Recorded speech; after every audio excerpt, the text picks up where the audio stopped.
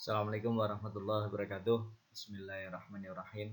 Rabbi shrah li sadri wa yassir li amri wahlul 'uqdatam min lisani yafqahu qawli. Amma ba'du. Pada kesempatan kali ini saya akan menyampaikan konsep manusia dalam konsepsi Islam atau manusia dalam konsep Islam, khususnya yang ada di dalam Al-Qur'an.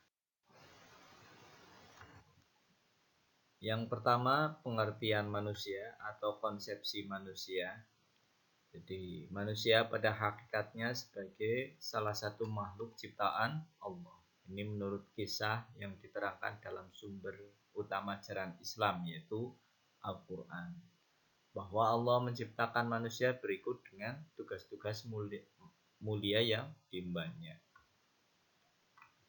Selanjutnya Islam juga menjelaskan bahwa Allah menciptakan manusia berasal dari tanah, kemudian menjadi nutfah, kemudian menjadi alaqah dan mudghah, sehingga akhirnya menjadi makhluk Allah yang paling sempurna dan memiliki berbagai kemampuan. Jadi dalam konsep ini adalah konsep Islam menjelaskan kejadian manusia dari nutfah, kemudian segumpal darah, dan kemudian segumpal daging, sehingga membentuk jiwa fisik manusia. Manusia dalam konsepsi Al-Quran ini disebutkan Bismillahirrahmanirrahim. Walaqad khalaqnal insana min sulalatin min tin tsumma ja'alnahu nutfatan fi qararin makin tsumma khalaqnan nutfata 'alaqatan wa khalaqnal 'alaqah mudghatan wa khalaqnal mudghatan nidhaman fakasawnal nidhama lahman thumma ansa'nahu khalqan akhara fatabarakallahu ajsanu al-khaliqin thumma innakum ba'da dzalika lamayitun thumma in kuntum yaumal qiyamati tub'atsun. Jadi manusia dalam Al-Quran ini lebih disebut sebagai al-insan. Jadi dari arti ini, sungguhnya Tuhan itu telah menciptakan manusia al-insan dari sari pati tanah. Kemudian dari sari pati itu yang disimpan di dalam tempat yang kokoh, yaitu rahim. Kemudian saripati atau air mani itu dijadikan segumpal darah. Lalu segumpal darah itu menjadi segumpal daging, dan segumpal daging itu menjadikan tulang belulang. Lalu tulang belulang itu kami bungkus dengan daging. Kemudian kami jadikan dia makhluk yang berbentuk lain. Maka Maha Suci Allah pencipta yang paling baik. Kemudian setelah itu sesungguhnya kami sekalian benar-benar akan mati. Kemudian sungguhnya kamu sekalian akan dibangkitkan. Jadi ini dalam surat Al-Mu'minun ayat 12 dijelaskan konsep kejadian manusia secara biologis dan tujuan manusia diciptakan. Kemudian diberi kehidupan sampai akhirnya diberikan kematian. Selanjutnya dalam Al-Quran sering juga manusia itu disebut sebagai bashar. Bismillahirrahmanirrahim. Wa qalal mala'u min qaumihi alladzina kafaru wa kadzdzabu bi liqa'il akhirati wa atrafnahum fil hayatid dunya ma hadza illa basyarum mislukum ya'kulu mimma ta'kuluna minhu wa yashrabu mimma tashrabun. Ini kata bashar. Jadi manusia itu salah satunya diartikan sebagai bashar. Nah, dari ayat ini diartikan, dan berkatalah pemuka-pemuka yang kafir di antara kaumnya dan yang mendustakan akan menemui hari akhirat kelak, dan yang telah kami mewahkan mereka dalam kehidupan di dunia. Orang ini tidak lain hanyalah manusia, basyarun, seperti kamu. Dia makan dari apa yang kamu makan dan meminum dari apa yang kamu minum. Jadi kata basyar ini lebih mengedepankan sifat-sifat manusia secara biologis. Artinya kebutuhan akan makan, kebutuhan akan minum, dan sebagainya. Jadi sifat biologis manusia. Kemudian al-insan. Kata al-insan atau kata al-ins ini disebut dalam Al-Quran sebanyak 65 kali. Kata al-ins ini senantiasa dipertentangkan dengan al-jin atau jin, yakni sejenis makhluk halus yang tidak bersifat materi yang hidup di luar alam manusia dan tidak tunduk kepada hukum alam kehidupan manusia, sebagaimana disebutkan oleh Allah dalam Al-Quran sebagai makhluk yang diciptakan dari api. Jadi al-ins atau al-insan ini berbeda dengan kata al-jin atau jin. Kemudian dalam pemakaian Al-Quran mengandung pengertian makhluk mukallaf. Makhluk mukallaf itu adalah makhluk yang sudah dikenakan tanggung jawab atau makhluk yang sudah dikenai hukum. Hukum dan tanggung jawab untuk mengemban amanah Allah untuk menjadi khalifah dalam rangka memakmurkan bumi. Jadi dalam konteks al-ins atau insan, ini tujuan penciptaan manusia adalah sebagai khalifah fil ard atau sebagai pemimpin di bumi yang tujuannya untuk memakmurkan bumi. Dalam Al-Quran sebutan basar yang tadi bahwa basar ini mengindikasikan manusia sebagai makhluk biologis, dia memerlukan makan, minum, dan sebagainya. Dan pengertian ini tidak akan berbeda, misalnya antara orang baik dan buruk, karena penilaiannya sebatas fisik saja. Jadi penilaian fisik inilah yang menjadikan argumen kaum Ad kaum Ad ini kaum yang tidak mempercayai Nabi, atau kaum yang menolak kedatangan Nabi Hud alaihissalam karena menganggap utusan Allah itu sama dengan mereka atau tidak ada keistimewaan dari segi fisik.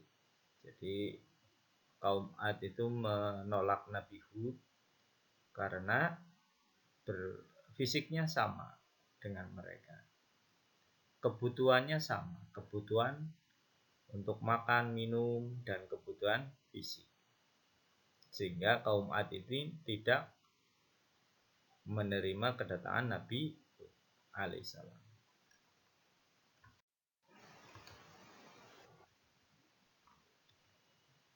Lalu bagaimana tahap penciptaan manusia? Nah, tahap penciptaan manusia diawali dari tahap jasad. Jasad itu artinya jisim, tubuh atau badan. Seperti yang tadi sudah disampaikan dalam surat Al-Mu'minun ayat 16, bahwa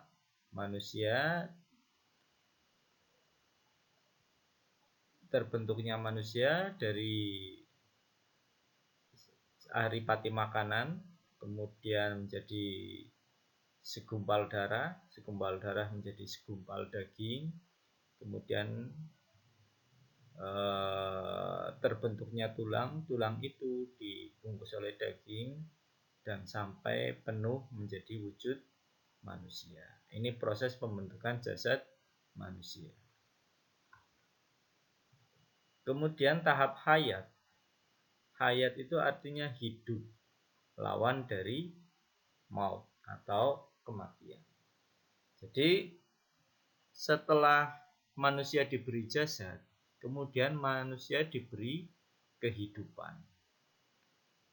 Nah, kehidupan ini yang kemudian membentuk manusia. Nah, setelah diberi kehidupan, lalu ditiupkanlah ruh atau tahap ruh.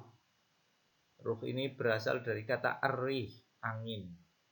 Nah, ar-rih diartikan juga sebagai an-nafas, nafas atau nyawa. Jadi setelah terbentuk jasad, diberi kehidupan, kemudian ditiupkan nyawa ke dalam tubuh manusia. Selanjutnya tahap an-nafas, ini artinya jiwa. Kalau ruh itu hanya sekedar menghidupkan, nyawa ini menghidupkan. Dan tahap keempat itu dikasih an-nafas atau jiwa. Dalam bahasa Inggrisnya the soul. Nah, nafas ini terbagi menjadi dua. An-nafsu al-mutmainnah dan an-nafsu al-lawamah. An-nafsu al-mutmainnah adalah insan untuk mengajak kepada perbuatan-perbuatan mutmainnah, perbuatan-perbuatan kebaikan. Dan di dalam nafas, di dalam jiwa ini juga ada an-nafsu al-lawamah, yaitu jiwa-jiwa keburukan, jiwa-jiwa kejelekan. Jadi yang menjadikan manusia untuk berbuat baik itu al-mutmainnah, dan berjiwa jahat itu adalah an-nafsu al-lawamah.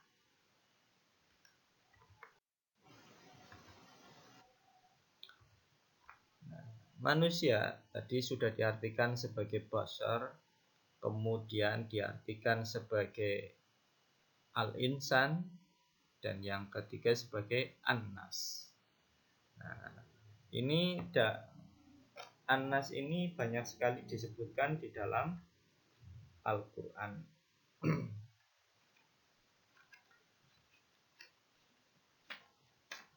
Kurang lebih disebutkan sebanyak 240 kali dalam berbagai surat di dalam Al-Quran. Dalam konsep an-nas pada umumnya dihubungkan dengan fungsi manusia sebagai makhluk sosial. Jadi an-nas ini fungsi makhluk sosial. Tentu sebagai manusia, sebagai makhluk sosial, ini mengutamakan keharmonisan bermasyarakat.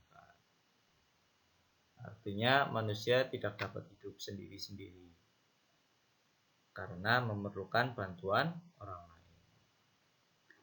Kemudian jika kita kembali ke asal mula terjadinya manusia yang bermula dari pasangan laki-laki dan wanita, Adam dan Hawa, kemudian berkembang menjadi masyarakat, dengan kata lain adanya pengakuan terhadap spesies di dunia ini, spesies manusia, menunjukkan bahwa manusia harus hidup bersaudara, tidak boleh saling menjatuhkan. Atau secara sederhananya, inilah sebenarnya fungsi manusia dalam konsep an-nas, ya, konsep sosial, saling membantu sesama saudara, tidak boleh saling merugikan.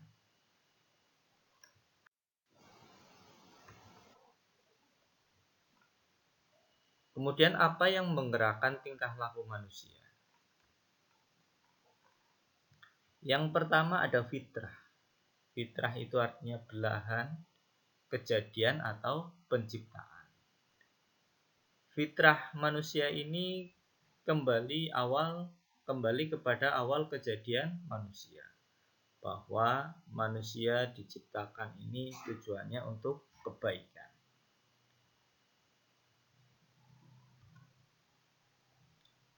Dan perbuatan-perbuatan manusia kalau sesuai fitrahnya adalah perbuatan-perbuatan baik. Yang kedua ada syahwah, atau sering kita sebut sebagai syahwat. Artinya menyukai atau menyenangi. Dalam Al-Quran, syahwat manusia kepada wanita, anak-anak, harta, yang pada umumnya atau kecenderungan pada dunia. Jadi syahwat ini lebih mengarahkan manusia bertindak untuk menyukai kesenangan, menyukai harta benda, menyukai dunia. Yang ketiga ada hawa, adalah kecenderungan dari syahwat ini atau kecenderungan dari syahwat.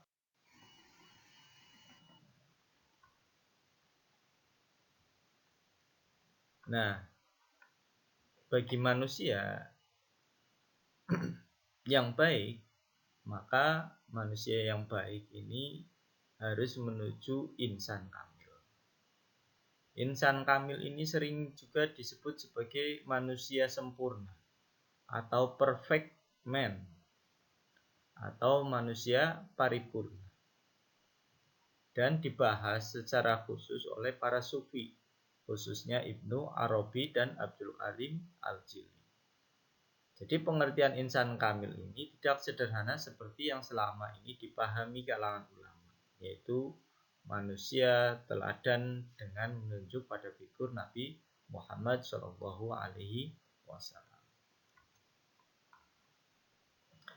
Insan kamil atau manusia paripurna ini diungkapkan pula dalam Al-Quran dan hadis. Dalam Al-Quran disebutkan manusia diciptakan paling sempurna. Ini pada surat At-Tin ayat 4. Kemudian satu-satunya makhluk yang diciptakan dengan 2 tangan. Ini surat Shad 75. Dan diajari langsung oleh Allah semua nama-nama yang ada di bumi. Ini dalam Al-Baqarah ayat 31.